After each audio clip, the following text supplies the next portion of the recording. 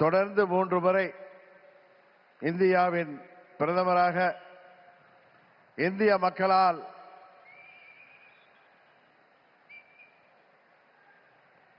ஏற்றுக்கொண்டு இந்தியாவை உலக அரங்கிலே ஒரு சிறந்த இடத்திற்கு உயர்த்தி கொண்டிருக்கின்ற பாரத பிரதமர் அவர்கள் தமிழ்நாட்டிலே நடைபெற்றுக் கொண்டிருக்கின்ற இந்த மக்கள் விரோத குடும்ப ஆட்சியை முடிவுக்கு கொண்டு வர வேண்டும் என்கிற ஒரே நோக்கத்தோடு அம்மா மக்கள் முன்னேற்ற கழகம் இந்த கூட்டணியிலே வர வேண்டும் என்று அவர்கள் விரும்பினார்கள். இன்றைக்கு நாங்கள் முழுமனதோடு தமிழ்நாட்டிலே தேசிய ஜனநாயக கூட்டணியை தலைமையேற்றிருக்கின்ற மதிப்பிற்குரிய திரு எடப்பாடி கே பழனிசாமி அண்ணன் அவர்களை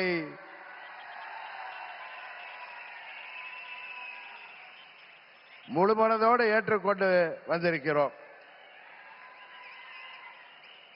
நாங்கள் எல்லாம் அம்மாவின் தொண்டர்கள் என்பதை எதிரிகள் மறந்துவிட்டார்கள். புரட்சி தலைவர் வழிவந்தவர்கள், இதய தெய்வம் அம்மாவின் தொண்டர்கள் நாங்கள். எங்களுக்குள் சண்டை சச்சரவுகள் இருந்தது உண்மைதான்.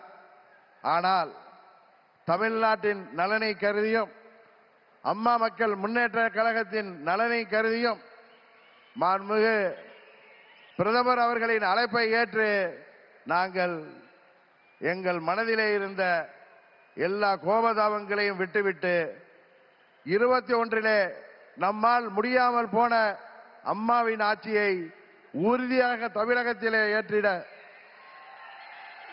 உருவாக்கிட எந்த ஒரு மனமாச்சரியமுமின்றி, எந்த ஒரு தயக்கமும் இன்றி, எந்த ஒரு குழப்பமும் இன்றி, சில பேர் சொல்கிற போல எந்த ஒரு அழுத்தமும் இன்றி அம்மா மக்கள் முன்னேற்ற கழகம் இந்த கூட்டணியிலே எங்களை இணைத்துக் கொண்டிருக்கின்றோம். இந்த கூட்டணியின் வெற்றிக்காக அம்மா மக்கள் முன்னேற்ற கழகத்தின் ஒவ்வொரு தொண்டரும் தமிழ்நாடு முழுவதும் அயராது பாடுபடுவான் என்கிற உறுதியை மாண்புமிகு பிரதமர் அவர்களுக்கும் எதிர்க்கட்சி தலைவர் மாண்புமிகு எடப்பாடி பழனிசாமி அவர்களுக்கும் இந்த நேரத்திலே நான் சொல்லிக் கொள்கிறேன். ஒரு விஷயத்திலே எதிர்ப்பதென்றால் அதிலும் உறுதி, ஆதரிக்க வேண்டும் என்றால் அதிலும் உறுதியாக இருக்கக்கூடிய தன்மையை அம்மா அவர்கள் எங்களுக்கு கொடுத்திருக்கிறார்கள்.